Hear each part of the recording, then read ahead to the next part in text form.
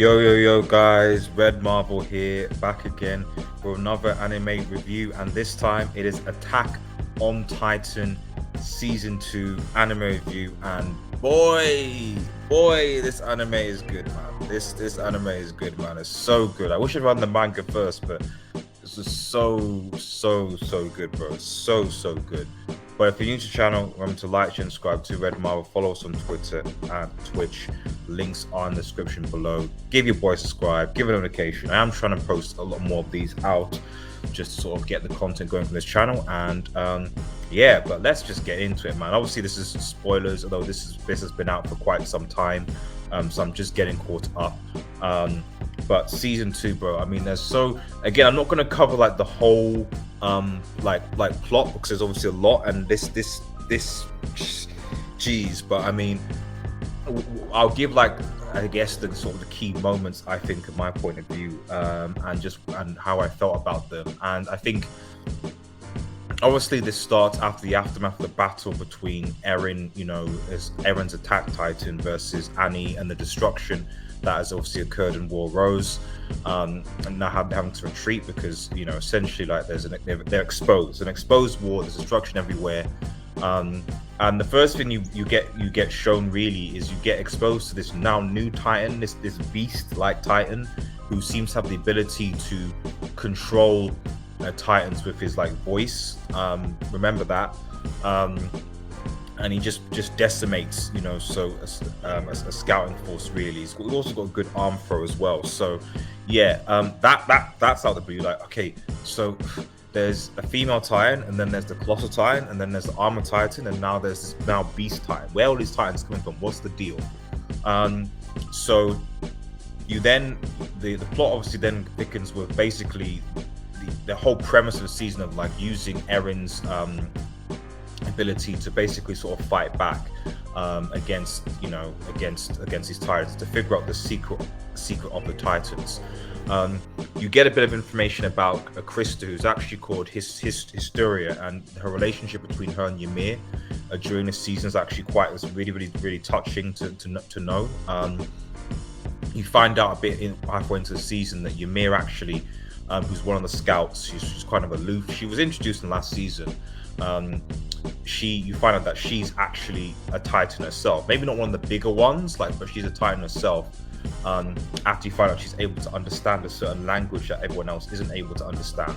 Although, interesting enough, it seems that Birdmund and Reiner seem to know that she's able to understand it, which is a bit weird. But she transforms into a Titan and basically defends all the other scouts after this kind of like midnight assault, which is effectively led by the Beast Titan on these guys to again reclaim Eren. Because remember, the whole point is they want to get Eren, and so on. He's the catalyst to this whole thing, really. Then you find out, after a lot of bloodshed and a lot of emotional scenes, because there's a lot of emotional scenes, man. Before I even go into the big mystery himself, you end up going back to like a village, and you kind of see this village where I think it's not Jan's village. I think it's Jan's friend's village. And you go to this village, and there's like this female Titan that's just lying in the house, just lying there, and they're like, oh, so, but there's no sign of any bloodshed. Like there's no sign of any like destruction, and the horses are still in the stable. So it's just like, and then there's this Titan just lying there, just staying there. And I think John's friend is kind of like, whoa, she looks familiar. And it's like, how did these people escape? Oh, they must have escaped. It's like, but how they escape? And there's no evidence that there was any destruction here. So it's really it's weird. It's weird. You just find out it's quite weird. And then, as the season sort of progresses, as they try and obviously use Eren in particular, you find out he has a hardening ability, much like Annie, and they want to use that ability to seal the wall and obviously make that fight back, which they actually do successfully. Unfortunately, you find out, and as has been suspected, in probably one of the best plot twists in this season and Attack of Titan so far, that Reiner and Berthold, who were obviously part of the scouts, who were, when I when I saw this, it was painful, because you could sense the betrayal in Eren's expression when Reiner and Berthold literally were just like, come with us, and they're like, I'm the attack titan, bro. Sorry, I'm the colossal titan, bro. I'm the arm titan, bro. Just nonchalantly, and it's like, what? Like, Reiner, really? I mean, the signs were there, and they kind of explain it in terms of referring back to season 1, in how it was Reiner that basically let Annie know where Eren was, so basically there being a mole amongst the scouts, one step ahead of them, etc.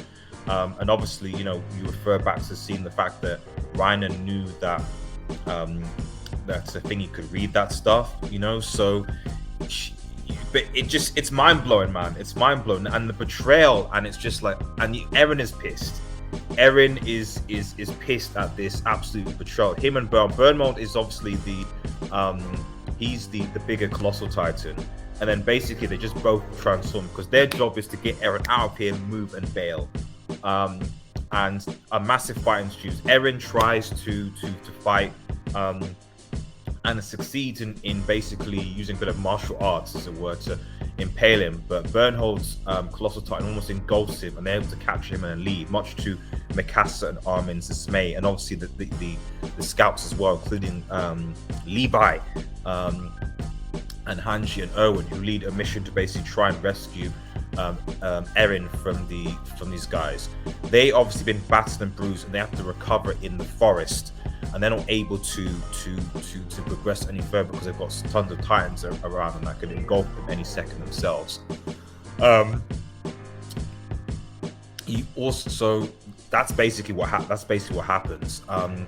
Eventually, the scouts, obviously with the leadership of Captain Levi, who is a beast in this.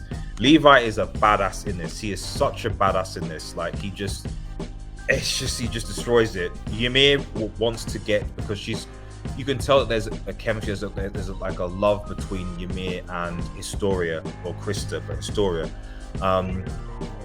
And she wants to bring Crystal River because she believes that life is better outside of the walls. Although again, none of the people within the walls, no, they don't understand. Like, all they know is that, listen, these guys outside the walls or in the walls, whatever, are attacking us, and Titans are attacking us.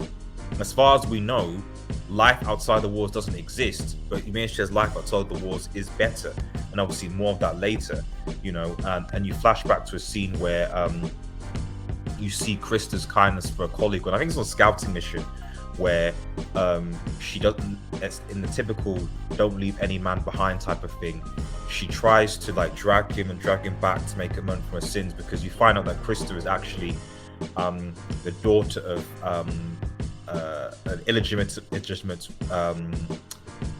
aristocrat or something like that, and she's kind of ran away from that life, but you figure out that's what she is. But Ymir doesn't, just sees the good in her and wants to do good, and that's basically why she rescues this guy. You fast forward back to the attack titan trying to run and get away with Eren, but Erwin, Levi, and Hanji, they're able to sort of get the run up, despite the fact that Reiner, the armor titan, is throwing titans at them and basically decimating Commander Erwin's army. They are still able to rescue him, and despite the fact that, that's just another thing before I forget, you realize that the titan that killed Eren's mum is also present, and one of the senior scouts who rescued Mikasa and Erwin in the first instance goes to fight him. She eats him, and Erwin is like powerless. He's like, he's having a mental breakdown, because he's just kind of like, I can't. He's again in this season, he's fairly useless, or he feels like he's underconfident. He just doesn't know what to do. But then at the end of the day, he gets some encouragement from Mikasa. He transforms. He's actually able to, with his voice, he then ends up being able to control the Titans and feeds them off against Reiner, and they're basically able to essentially overpower Reiner and save the day almost. It's it's almost like it's a victory, but not a victory at the same time, because there's a lot of life that is lost. You find out that the walls actually contain titans within them, like big colossal titans, and it's that hardening ability that is almost kept the people protect to use Eren's ability to heal the walls. And then the season wraps up with basically I would argue more questions than answers. Like, what's going on? What happened outside the walls? Why do they want Eren? Who knows? You know. So, but ultimately, again, better. The season just get better and better and better. But sometimes you're like, the show is almost like, before you think that one question has been resolved, another question is answered.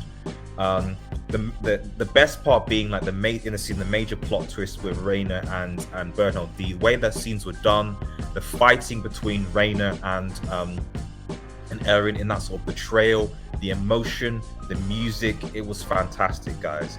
But yeah, guys, what do you think about Attack on Titan Season 2? Let me know below. Remember to like, share, and subscribe to Red Marble. Follow us on Twitter and Twitch.